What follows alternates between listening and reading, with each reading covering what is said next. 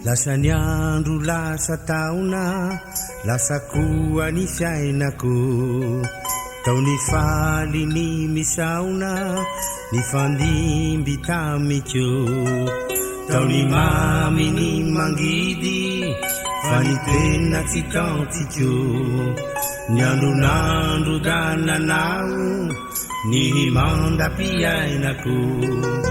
Sa hoe verinao fa iny ranomasoko iny, ranomasona kidina, ranomaso pitanina. Tia diso ianao, satria ao tena io mbola hoavy eny.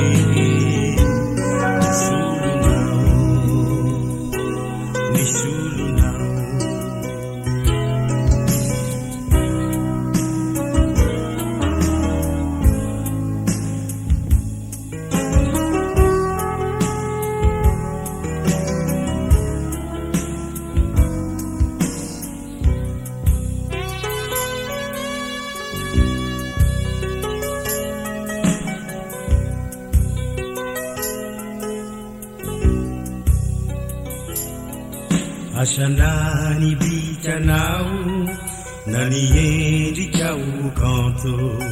Netinao andrebirebena, ny fitiavako efa jambena.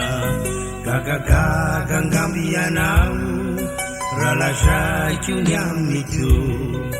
Fefa nisy voninkazo, na nasitra ny tilao. Sa hoe verinao fa iny ranomasoko iny, ranomasona kidina, ranomaso pitanina. Tia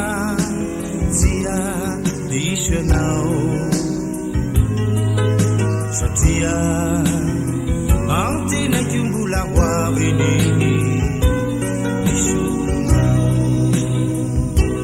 Misolonao,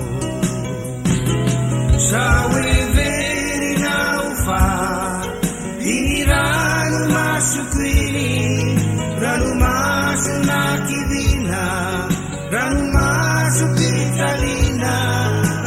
Tia diso ianao, satria ao tena io mbola hoavy eny.